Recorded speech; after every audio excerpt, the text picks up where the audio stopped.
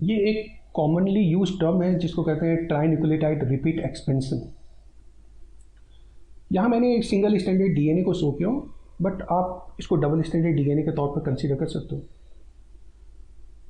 जो अपर मैं DNA molecule को यहाँ मेंशन किया हूँ, उसमें एक खास न्यूक्लियोटाइड का आप सीक्वेंस का रिपीटेशन शो कर लो। जैसे यहाँ CAG एक ट्राइन्यूक्लियोटाइड सीक्वेंस है, उनके जो है ना रिपीटेशंस है, और इस केस में 11 कॉपीज इस रिपीट का मैं शो कर रहा हूँ। 11 कॉपी ऑफ दिस ट्राइन्यूक्लियोटाइड सीक्वेंस, इनका मैं यहाँ शो कर रहा हूँ। ये जो मैं second double standard DNA show कर रहा हूँ, उसके एक स्टैंड को शो कर, यहाँ भी ट्राइन्यूक्लियोटाइड सीक्वेंस का रिपीटेशन आपको मिल रहा है। सेम ट्राइन्यूक्लियोटाइड सीक्वेंस का रिपीटेशन यहाँ भी है, बट नंबर ऑफ कॉपीज आप यहाँ 18 शो कर दो। तो अगर यहाँ नंबर ऑफ कॉपीज अगर 11 था और ये नंबर ऑफ कॉपीज इंक्रीज करके अगर 18 हो गए, तो हम कहेंगे this is the trinucleotide repeat expansion. ये जो ट्राइन्यूक्लियोटाइड सीक्वेंसेज हैं, इनके रिपीटेशंस के कारण डीएनए का लेंथ जो है इंक्रीज हो गया। अब इस तरह के जो है कंडीशंस के लिए हम लोग एक कॉमन टर्म यूज करते हैं, that is the replication slippage. This is a type of the replication slippage जिसके कारण ट्राइन्यूक्लियोटाइड रिपीट के जो नंबर है वो चेंज हो। अब रेप्लिकेशन स्लिपेज के दौरान सिर्फ नंबर इंक्रीज नहीं होता, रेप्लिकेशन स्लिपेज के दौरान नंबर डिक्रीज भी हो सकते हैं। बट यहाँ मैं चूँकि ट्राइन्यूक्लियोटाइड रिपीट एक्सपेंशन की बात कर रहा हूँ, तो यहाँ ट्राइन्यूक्लियोटाइड सीक्वेंस के नंबर जो है इंक्रीज हो रहे हैं। जो नंबर आप यहाँ 11 शो कर रहे हैं, अब यहाँ नंबर इंक्रीज होकर के जो है 18 हो गए, तो हम कहेंगे this is the trinucleotide repeat expansion. और ये कंडीशन डेवलप होता है as a result of replication slippage, और रेप्लिकेशन स्लिपेज के कारण नंबर इंक्रीज भी हो सकता है और नंबर डिक्रीज भी हो सकता है। तो ट्राइन्यूक्लियोटाइड रिपीट एक्सपेंशन के कारण बहुत सारे डिजीज वाले कंडीशन डेवलप होते हैं। उनमें से एक बहुत ही कॉमन डिजीज है, that is the fragile X syndrome. Fragile X syndrome is also termed as the Martin Bell syndrome. और ट्राइन्यूक्लियोटाइड एक्सपेंशन डिजीजेस बहुत सारे हैं, बट मोस्ट स्टडीड केस के तौर पर हम लोग फ्रैगाइल एक्स सिंड्रोम को शो करते हैं। और इस फ्रैगाइल एक्स सिंड्रोम वाले कंडीशंस में FMR1 जीन में म्यूटेशन जो है डेवलप होता है, और इस म्यूटेशन के दौरान एक ट्राइन्यूक्लियोटाइड सीक्वेंस है, उनके रिपीटेशंस जो है डेवलप हो जाते हैं। ट्राइन्यूक्लियोटाइड रिपीट्स का एक्सपेंशन हो जाता है, और जिनके कारण ये FMR1 जीन अब नॉर्मल फंक्शन जो है स्टॉप कर देते हैं। तो ट्राइन्यूक्लियोटाइड रिपीट एक्सपेंशन डिजीज के बहुत सारे एग्जाम्पल हैं। मैं यहाँ एक एग्जाम्पल को एक्सप्लेन कर रहा हूँ, that is the fragile X syndrome, that is also termed as the Martin Bell syndrome. इस सिंड्रोम के केस में जो जीन अफेक्टेड होता है that is the FMR1 gene, और इस FMR1 जीन में एक खास ट्राइन्यूक्लियोटाइड रिपीट्स प्रेजेंट होते हैं, और जब उस ट्राइन्यूक्लियोटाइड रिपीट्स का नंबर इंक्रीज होता है, तो फिर ये जो है म्यूटेशन वाले कंडीशन, ये जो डिजीज वाले कंडीशन है वो डेवलप हो जाते हैं। अब ये FMR1 जीन ह्यूमन के X क्रोमोसोम पर लोकेटेड, और X क्रोमोसोम पर इस जीन का एड्रेस जब हम लोग शो करते हैं, तो X represent the type of the chromosome, Q it means long arm पर प्रेजेंट है, 2 denotes the region, 7 denotes the band, and 0.3 denotes the sub band. तो this is the address of FMR1 gene in case of the X chromosome of human being. क्योंकि जब आप किसी gene के address को point out करते हो, तो सबसे पहले आप क्रोमोसोम का नंबर है उसे मेंशन करते हो, फिर उस क्रोमोसोम में शॉर्ट आर्म लॉन्ग आर्म में किस आर्म में प्रेजेंट है उनको आप डिस्क्राइब करते हो, फिर आप रीजन्स को जो है मेंशन करते हो, फिर बैंड्स को मेंशन करते हो, फिर सब बैंड को मेंशन करते हो। तो this is the address of FMR1 gene in case of the x chromosome of human being. इस जीन के द्वारा जिस प्रोटीन को कोड किया जाता है that is the FMRP protein, fragile mental retardation protein. ये बेसिकली RNA बाइंडिंग प्रोटीन के तौर पे काम करता है। ये प्रोटीन RNA बाइंडिंग डोमेन की मदद से RNA के साथ जो है बाइंड करता है, और इस प्रोटीन का रोल साइनेप्स के डेवलपमेंट में शो करते हैं। ऑब्वियसली अगर इस प्रोटीन का फॉर्मेशन अगर स्टॉप होता है तो सिनेप्स डेवलपमेंट का जो प्रोसेस है वो अफेक्टेड होता है, और इनके कारण जो है सर्टेन जो है न्यूरोलॉजिकल डिसऑर्डर क्रिएट होते हैं, जैसे कि मेंटल रिटार्डेशन। तो कुछ ऐसी जो है न्यूरोलॉजिकल डिसऑर्डर वो डेवलप होते हैं। अब हमें इस बात को एनालाइज करना है कि जब यहाँ ट्राइन्यूक्लियोटाइड रिपीट का एक्सपेंशन होगा तो एक्सपेंशन होने के कारण जीन का फंक्शन कैसे स्टॉप होगा। ये मैं एक्स क्रोमोसोम शो किया हूँ and this is the address of the FMR1 gene. अब इस जीन के साथ एक प्रोमोटर जो है एसोसिएटेड है, और इस जीन का जो 5 प्राइम एंड है वहाँ 5 प्राइम UTR वाले कंडीशन शो करते हैं, और 3 प्राइम एंड पर 3 प्राइम UTR कंडीशन शो करते हैं। ये एक FMR1 जीन को जो है रिप्रेजेंट कर रहा है, जिस जीन के एडजेसेंट एक प्रोमोटर जो है प्रेजेंट है, और इस जीन का जो 5 प्राइम एंड है वहाँ 5 प्राइम UTR शो करते हैं, और 3 प्राइम एंड के पास 3 प्राइम UTR मैंने अनट्रांसलेटेड रीजन शो करते हैं। अगर इस 5 प्राइम UTR रीजन में इस ट्राइन्यूक्लियोटाइड सीक्वेंस, ये जो मैं ट्राइन्यूक्लियोटाइड सीक्वेंस शो कर रहा हूँ CGG, अगर इसके 6 to 50 कॉपीज अगर प्रेजेंट है तो ये वाइल्ड टाइप कंडीशन को शो करेगा। इसका मतलब है कि इस कंडीशन में ये जीन जो है वो ट्रांसक्रिप्शनली एक्टिव रहेगा, मैसेंजर आने का फॉर्मेशन करेगा, वो मैसेंजर आने आगे चल करके प्रोटीन का फॉर्मेशन करेगा, और उस प्रोटीन को हम लोग डिस्क्राइब करेंगे FMRP प्रोटीन, और सिनेप्स के डेवलपमेंट में ये रोल प्ले करेगा। तो ऑब्वियसली एक वाइल्ड टाइप कंडीशन को शो करेगा। बट अगर ये जो ट्राइन्यूक्लियोटाइड रिपीट है, अगर इसके नंबर अगर इंक्रीज होते as a result of replication slippage, अगर ये ट्राइन्यूक्लियोटाइड रिपीट के नंबर अगर इंक्रीज होते, तो अगर ये नंबर अगर 55 से 200 कॉपीज के रेंज में है, तो इस कंडीशन में हम लोग टर्म यूज करते हैं प्री म्यूटेशन। और प्री म्यूटेशन टर्म इसलिए यूज करते हैं कि यहाँ प्रोटीन का फॉर्मेशन जो है पूरी तरह से स्टॉप नहीं हुआ है। हाँ, प्रोटीन का फॉर्मेशन कम हुआ है, बट प्रोटीन का फॉर्मेशन स्टॉप नहीं हुआ है। इट मीन्स कि अब भी जो है FMRP प्रोटीन का फॉर्मेशन हो रहा है, और वो RNA बाइंडिंग प्रोटीन के तौर पे काम कर रहा है, और सिनेप्स के डेवलपमेंट में रोल प्ले कर रहा है। तो इसलिए यहाँ जो टर्म यूज किया गया है that is the pre mutation. But जब इसी ट्राइन्यूक्लियोटाइड सीक्वेंसेस के नंबर मोर देन 200 शो करते हैं, ये जो 5 प्राइम UTR रीजन है, अगर यहाँ अगर इस ट्राइन्यूक्लियोटाइड सीक्वेंस के नंबर अगर मोर देन 200 अगर डेवलप होता है, तो उस कंडीशन में ये जीन का ट्रांसक्रिप्शन स्टॉप हो जाता है। अब ये जीन ट्रांसक्रिप्शनली इनएक्टिव हो जाता है, और जब ट्रांसक्रिप्शनली इनएक्टिव हो गया तो प्रोटीन का फॉर्मेशन स्टॉप हो गया, और डिजीज वाली कंडीशन डेवलप हो गई।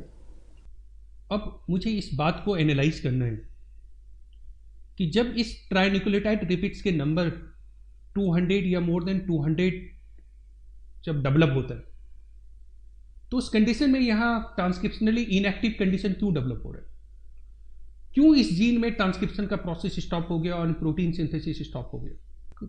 जब ये ट्राइन्यूक्लियोटाइड सीक्वेंस के नंबर इंक्रीज होते हैं, तो इस कंडीशन में CG डाइन्यूक्लियोटाइड सीक्वेंस का नंबर भी इंक्रीज होता है, क्योंकि जब ये ट्राइन्यूक्लियोटाइड रिपीट्स के नंबर इंक्रीज होंगे तो ऑब्वियसली CG डाइन्यूक्लियोटाइड सीक्वेंस के नंबर जो है इंक्रीज होंगे। In case of the eukaryotic system, अगर साइटोसिन CG डाइन्यूक्लियोटाइड सीक्वेंस के फॉर्म में प्रेजेंट होता है, तो then this cytosine can undergo for the process of methylation. तो जब यहां ट्राइन्यूक्लियोटाइड रिपीट्स के नंबर इंक्रीज होते हैं तो CG डाइन्यूक्लियोटाइड सीक्वेंस के नंबर भी इंक्रीज हो जाएंगे, और जब साइटोसिन का नंबर इंक्रीज हो जाएगा तो cytosine can undergo for the process of methylation.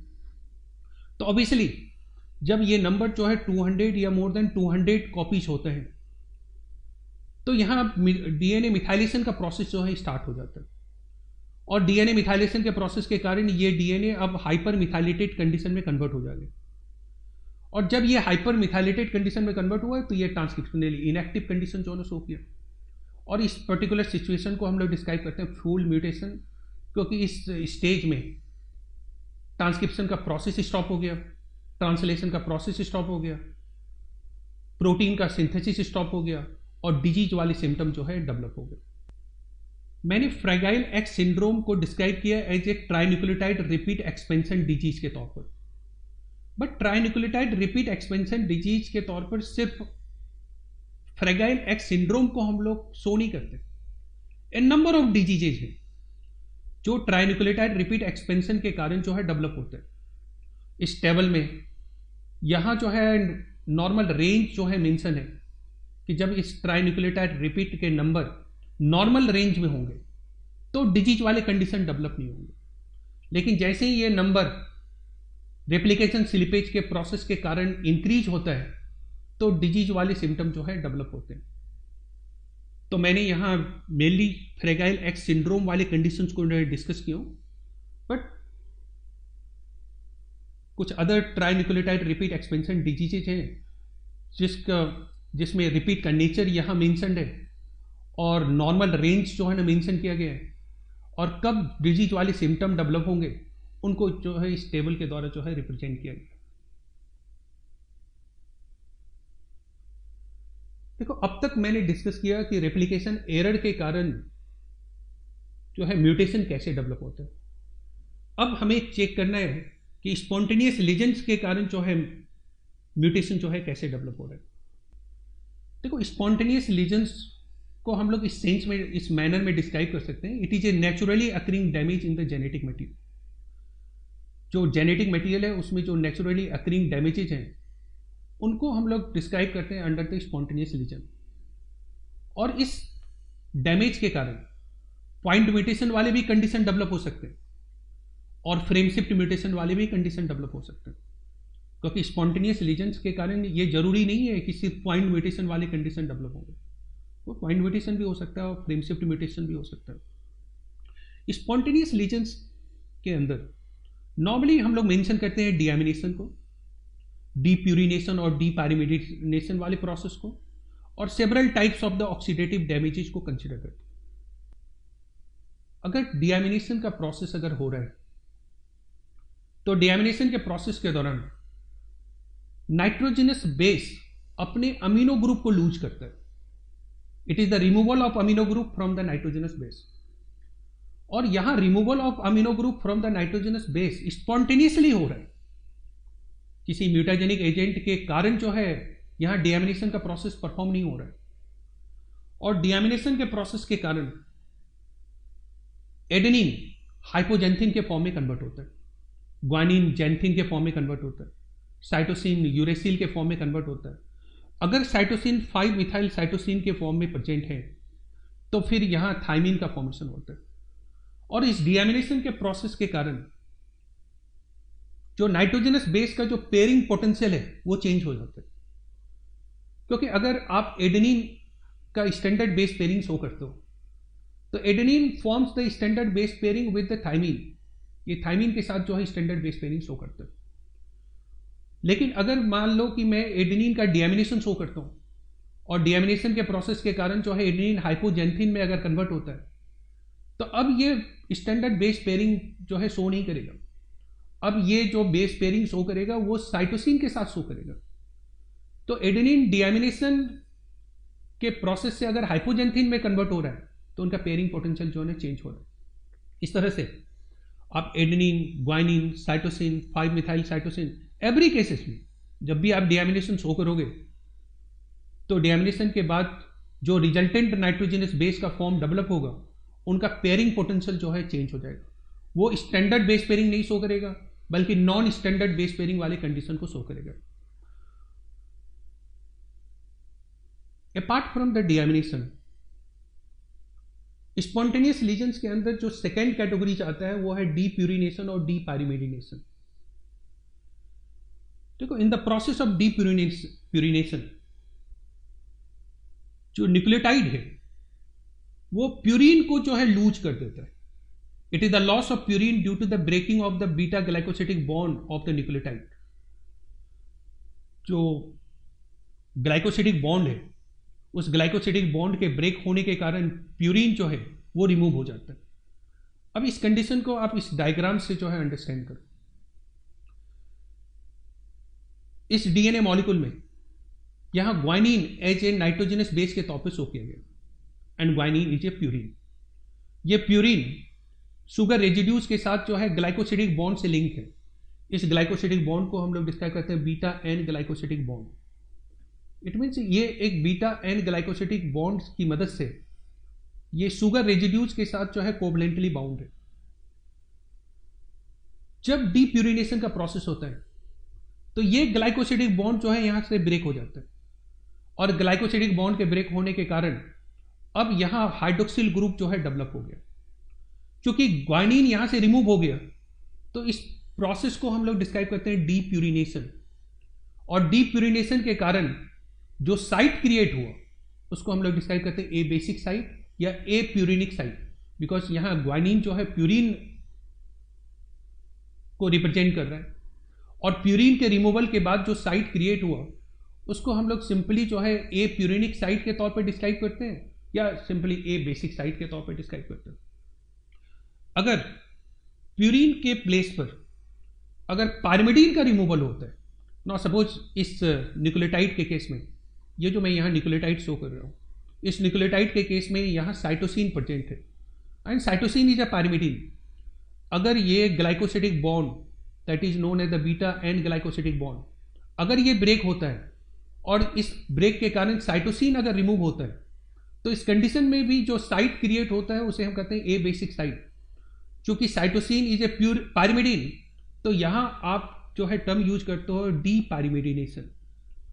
तो यहां डीप्यूरिनेशन और डीपायरिमिडिनेशन का जो मैं प्रोसेस शो कर रहा हूं वो किसी म्यूटाजेनिक एजेंट के प्रेजेंस के कारण नहीं हो रहा है, ये एक स्पॉन्टेनियस प्रोसेस है। स्पॉन्टेनियसली जो है ग्लाइकोसिटिक बॉन्ड के ब्रेक होने के कारण यहां प्यूरिन का रिमूवल हो गया या ग्लाइकोसिटिक बॉन्ड के ब्रेक होने के कारण पायरिमिडीन का रिमूवल हो गया।